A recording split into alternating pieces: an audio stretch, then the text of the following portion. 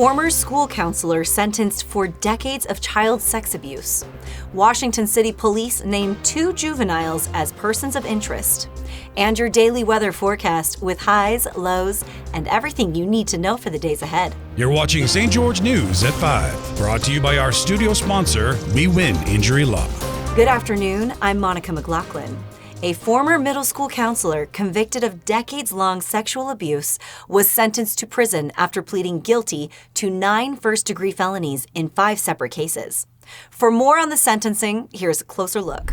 A former middle school counselor and Boy Scout leader has been sentenced to prison for life after pleading guilty to decades of child sexual abuse in Washington County. 55-year-old David Scott Curtis appeared in 5th District Court in St. George Tuesday for sentencing after admitting to 9 first-degree felony charges across 5 cases. One statement noted, basically referred to Mr. Curtis as a devil walking among us. The phrase that came to my mind was a wolf in sheep's clothing, because a wolf is a predator.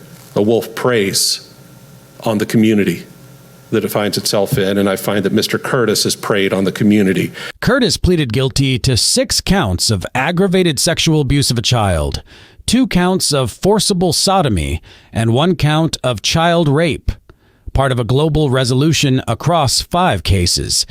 I'm ashamed for my behavior. I'm ashamed for what I've put these people through. Hearing their statements today out loud, I just want to let them know. I hope in time they'll be able to forgive me at some point. He was arrested last year at a middle school in Mesquite, Nevada, where he worked as a counselor before being extradited to Utah. Prosecutors say the abuse spanned decades, involving victims from his time as a Boy Scout leader and incidents at properties he owned. It's not the fault of any of the victims. It's not the fault of their parents. It's not the fault of their grandparents or supervisors who were manipulated and deceived by Mr. Curtis. Curtis was sentenced to 15 years to life on 7 counts and 5 years to life on 2 others. 2 teens connected to a homicide investigation in Washington City have been located. According to a statement released this morning, 17-year-old Abigail Flanagan and 16-year-old Mihaela Soroscu were found safe and unharmed in Los Angeles County on Wednesday night. Washington City Police identified the teens as persons of interest in the death of a woman found with stab wounds at a vacation rental on North Bellow Alley.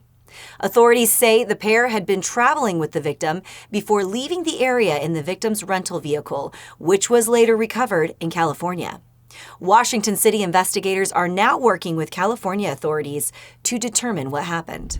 Utah lawmakers are pushing to ban natural asset companies over fears of corporate control and restricted land use, while supporters argue the move could undercut landowners seeking new ways to fund conservation. Here's Alicia Lundgren for more on the debate and what both sides are saying. Natural asset companies are a proposed tradable asset class created to allow stakeholders like governments, private landowners, and ranchers to raise capital on their ecosystem services, natural processes that benefit humans. 3 Utah congressmen introduced the Natural Asset Company Prohibition Act earlier this month, citing concerns over corporate or foreign control of the state's natural resources, potentially restricting grazing, mineral extraction, recreation, and other uses, as Senator John Curtis told St. George News. I think we learned, and it's now been, a couple years ago, that there was a major flaw if these companies were allowed to come in and buy up the public lands here in Utah, that we could have large investors from overseas come in, buy up our natural assets, right? The things that we value so much. And then their agenda could rule the day. And we would have no say over where we could graze, where we could recreate. And so this bill was targeted to make sure that cannot happen. Supporters of the asset class say that the creation of a natural asset company is voluntary and that the land remains under the control of its owner. Thanks, Alicia. Let's take a look at your daily weather forecast, brought to you by Casablanca Resort and Casino. Currently in St. George, it's mostly cloudy with a temperature of 84 degrees. Tonight, expect a low of 56.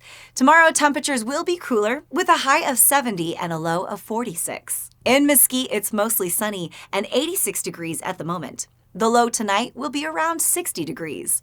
Tomorrow, anticipate a high of 75 and a low of 52. Meanwhile, Cedar City is experiencing mostly sunny skies with a current temperature of 68 degrees. Tonight's low is forecasted to be 45 degrees. Tomorrow, expect a high of 56 and a low of 34 with windy conditions and cooler temperatures. Now we'll head over to Sheldon and Amy for your favorite weekend adventure guide. That's right. And did you hear about the big announcement for the 4th of July celebration? Brett Young is coming to Southern Utah, and this girl is happy. We are all happy. It's a tradition for your whole family. Don't forget your tickets for the 4th of July celebration with Brett Young. They go on sale this Friday morning, 10 a.m.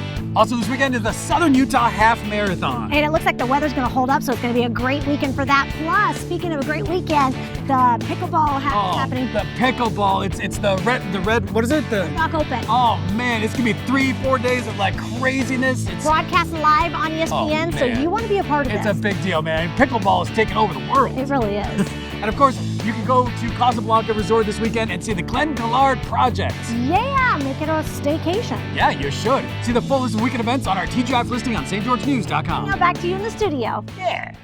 Thank you for watching St. George News at 5. To learn more about our studio sponsor, We Win Injury Law, go to wewininjurylaw.com.